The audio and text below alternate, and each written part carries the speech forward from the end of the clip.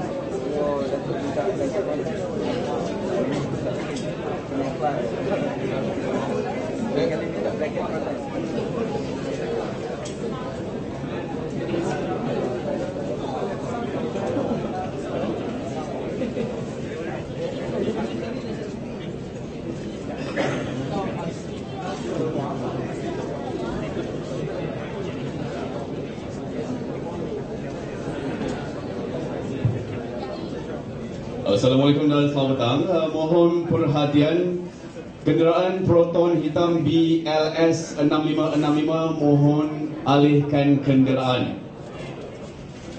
BLS 6565 Proton hitam mohon alihkan kenderaan. Terima kasih.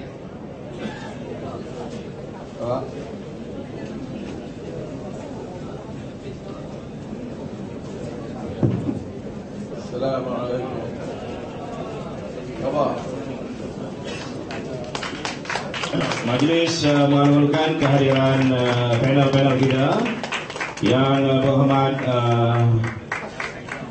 Datuk Muhammad Ammar Abdullah, Timbalan Beti Besar Kelantan, yang berbahagia Profesor Datuk Dr. Muhammad Asri Zainal Abidin, yang berbahagia Dr. Mustadat Hasbullah daripada Institut Wasatiyah, dan juga yang berbahagia Datuk Insinyur Dr. Wee Ka Siong, Timbalan Presiden MCA, dan juga moderator kita yang popular dan tak asing lagi serta glamour dan saudara Dr. Bazli Malik. Tak apalah, tinggal kat pagar. Okey, kita ambil gambar dulu. Lepas ni kita relax duduk, kita nak ambil gambar, dan nanti bila dah habis kita ambil gambar sekali. Kita datang. Okey, kita bagi ruang kepada tetamu-tetamu kita di belakang untuk bersama.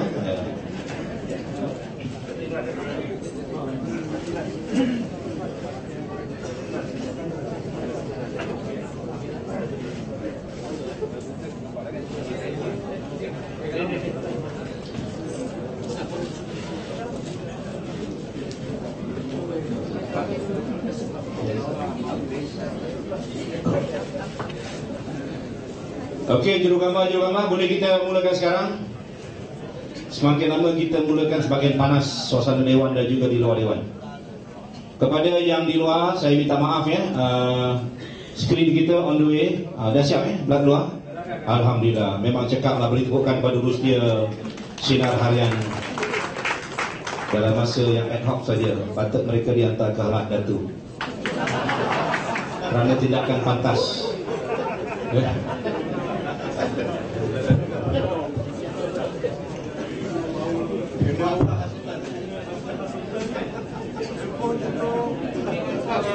Bismillahirrahmanirrahim. Assalamualaikum warahmatullahi wabarakatuh. Alhamdulillahirabbil alamin, wassalatu wassalamu ala asyrafil anbiya'i wal mursalin wa ala alihi wasajmain. Kepada datuk-datuk, tuan-tuan, puan-puan yang dihormati sekalian, alhamdulillah selamat datang ke kumpulan media Karangkraf dan juga ke wacana kali ke-27 anjuran sinar harian. Dan elok mula kita mulakan majlis dengan membaca umur kita Al-Fatihah supaya majlis kita ini mendapat keberkatan pada Allah SWT. Al-Fatihah.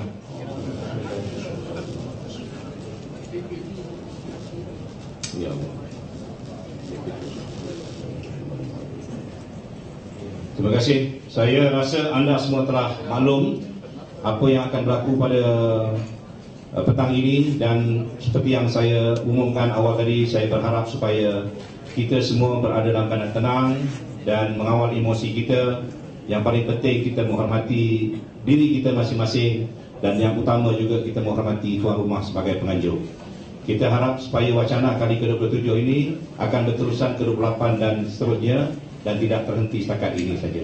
Jadi saya tidak membuang masa menjemput seorang moderator yang hebat, semoga Dr. Bazli Malik, untuk meneruskan wacana berjudul Hudud Bersediakah Kita. Silakan.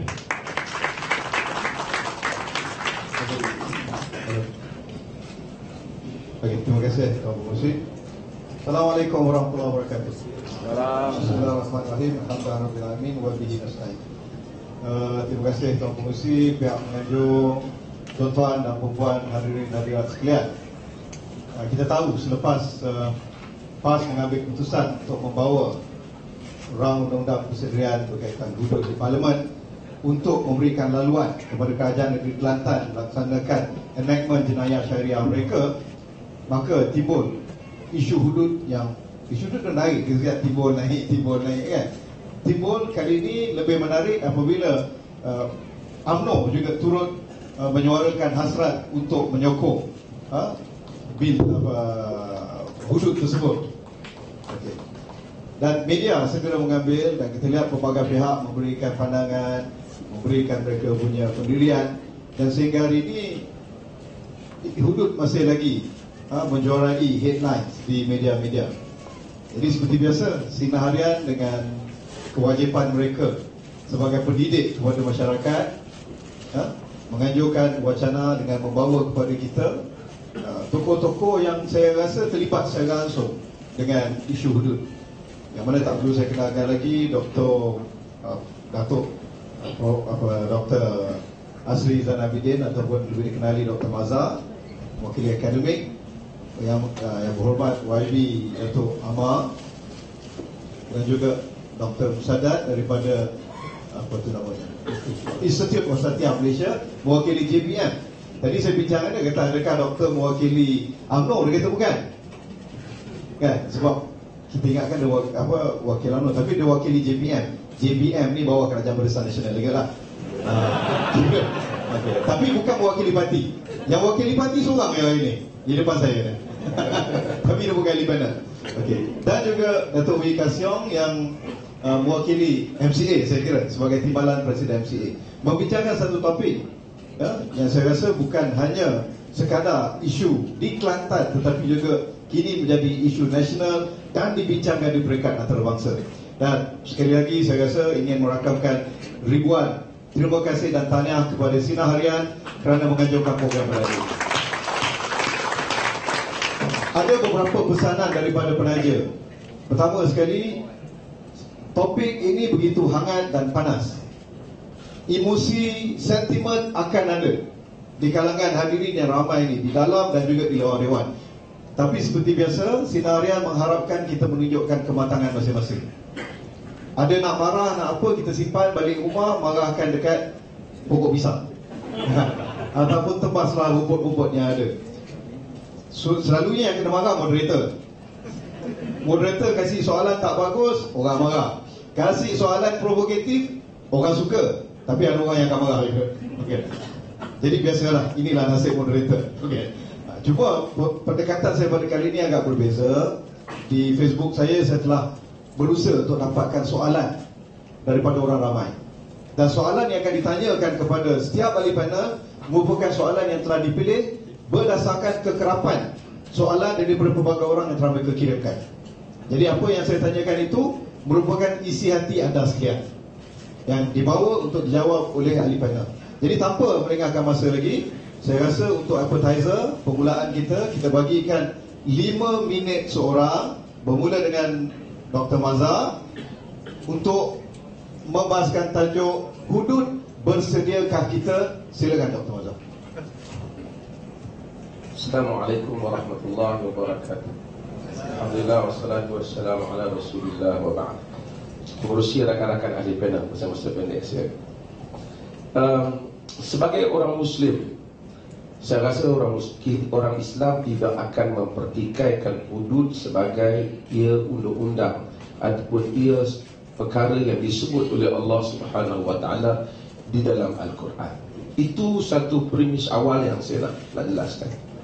Cuma yang sedang kita bincangkan, adakah sudah sampai masanya ataupun keadaan yang kita ada pada hari ini boleh ataupun tidak untuk kita laksanakan undang-undang ini? Saya buat perkara yang mudah untuk dipahami ialah seperti zakat ialah satu kewajipan. Tetapi ada, bukan semua orang wajib, orang yang mampu saja yang wajib. Pergi haji sesuatu yang diwajibkan. Tetapi kalau ada puting beliung, ada peperangan di dalam perjalanan, wang tak cukup, haji itu baik tapi kita tidak diwajibkan. Sembahyang berdiri diwajibkan kepada kita, tapi kalau kita sakit patah kaki, kita tidak diwajibkan.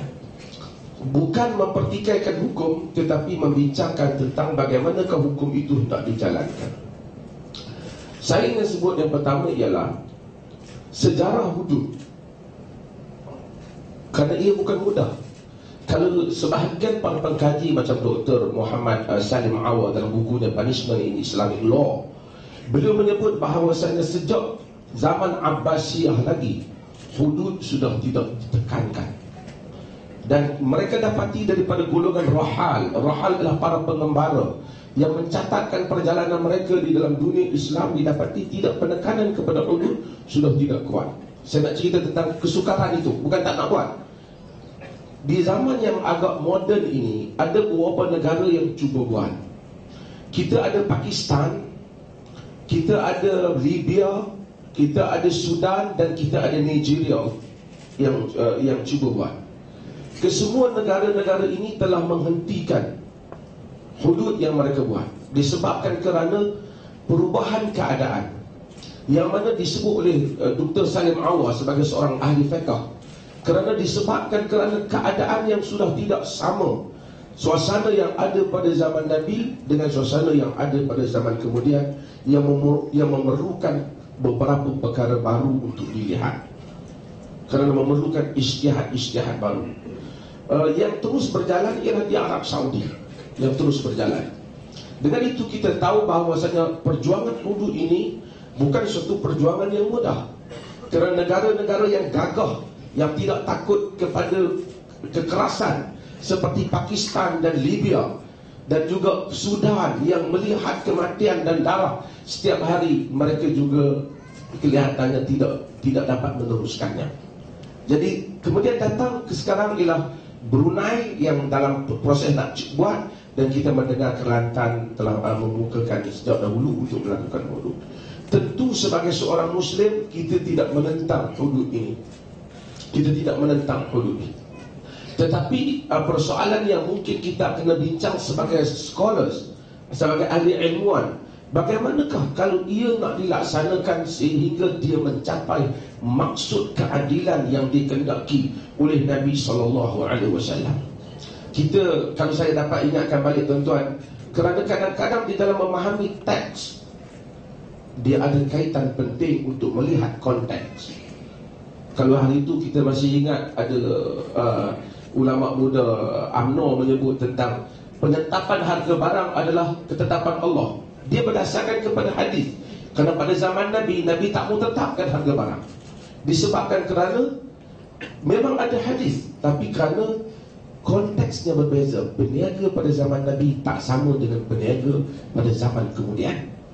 Apabila peniaga berubah, kita hidup dalam suasana peniaga yang tidak ada disiplin dan seumpamanya. Para sarjana menyatakan bahawasanya harga barang boleh ditetapkan walaupun ia tak sama dengan konteks hadis, konten hadis itu, tetapi kita mempunyai konteks yang berbeza.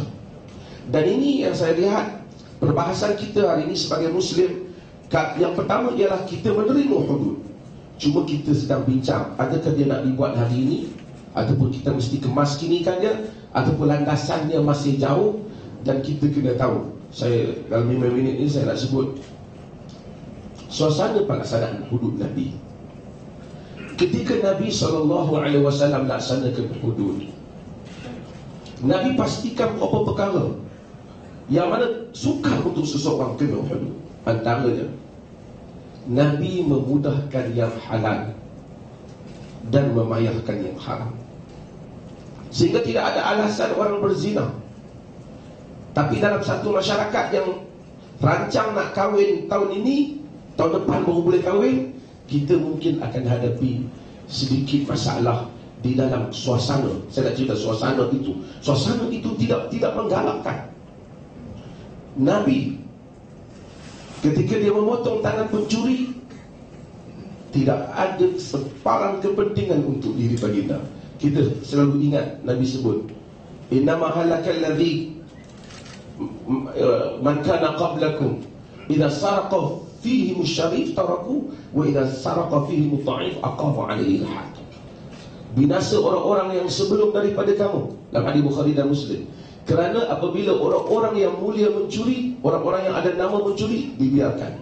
Dan apabila orang-orang yang rendah, orang-orang biasa, rakyat biasa mencuri, ditegakkan kepadanya hukum, yang ini dijalankan hukum. Kemudian Nabi kata, wallahi law saraqat Fatimah bintu Muhammad laqata'tu yadaha.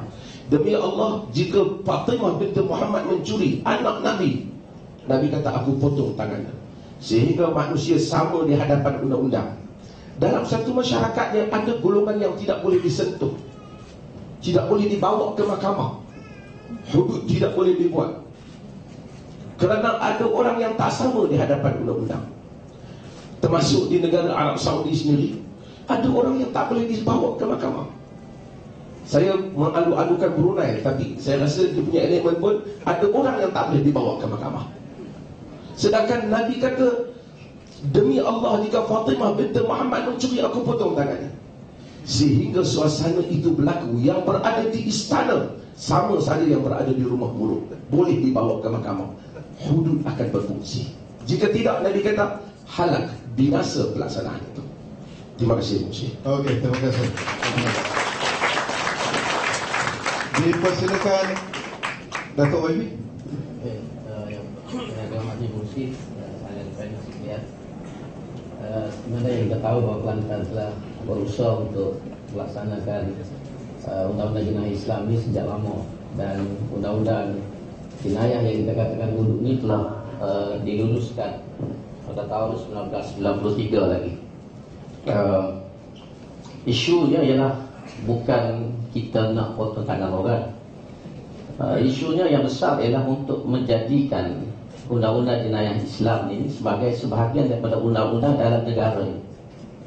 Isu yang besar di Malaysia ini, undang-undang ini belum diterima sebagai undang-undang di dalam negara. Kita belum cakap lagi soal nak potong tangan orang. Kita hanya baru nak meletakkan undang-undang jenayah Islam ini pada tempat dia. Kalau kita boleh guna analogi orang kampung, kita baru nak beli kereta, bukan nak bawa kereta lagi. Jadi masalah besar ni kita belum ada kereta lagi. Yang disebut oleh Dr. Asri itu kita bawa kereta, takut langgar orang, takut terlalu tertilang. Itu kalau dah ada kereta. Sekarang ni kereta belum ada lagi. Jadi apa yang kita nak buat di Kelantan lah, biar ada dulu undang-undang itu diterima sebagai sebahagian daripada undang-undang di dalam negara ini. Di segi melaksanakan ini kita kena tengok, sebab hudud ini Dr. Asri pun tahu ada syarat-syarat yang ketat sebelum kita potong tangan orang, sebelum kita rejam orang berzina, orang yang mencuri kerana miskin, kerana desakkan hidup, kerana tidak cukup makan, mereka tidak akan dipotong tangan. Dan ini berlaku pada zaman Sayyidina Umar. Beberapa kes yang disebut dalam sejarah. Apa yang penting ialah biarlah kita orang Islam meletakkan undang-undang jenayah Islam ini pada tempatnya, diiktiraf sebagai sebahagian daripada undang-undang di dalam negara ini, walaupun hanya untuk orang Islam sahaja. Soal bila kita nak implement itu bergantung kepada syarat-syarat dan kaedah-kaedah perundangan yang ada. Bukan asal mencuri saja kita potong tangan. Orang miskin insya-Allah tak akan kena. Orang yang mencuri kerana desakkan hidup. Jadi ini isu yang besar. Isunya nak letak dulu, biar dijadikan sebagai undang-undang. Itu soal yang paling besar. Dan inilah yang kita di dalam PAS ini kita perjuangkan. Dan kita di Kelantan kita sudah luluskan pada tahun 93. Cuma di segi pelaksanaan itu terhalang oleh beberapa halangan undang-undang dan juga perlembagaan.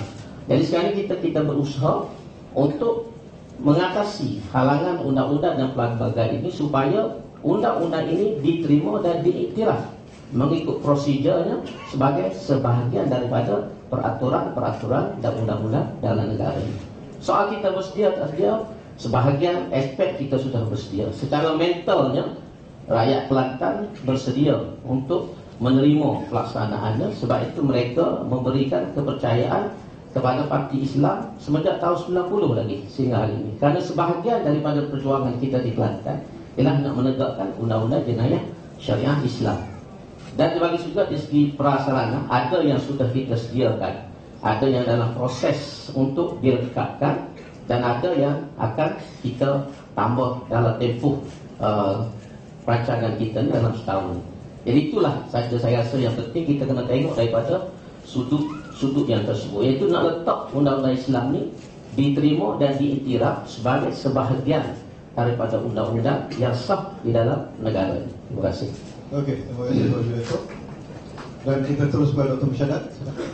Assalamualaikum warahmatullahi taala wabarakatuh. Terima kasih kepada Dr. Mazli selaku moderator, ahli-ahli panel dan seterusnya, hadirin hadirat yang dirahmati Allah sekalian.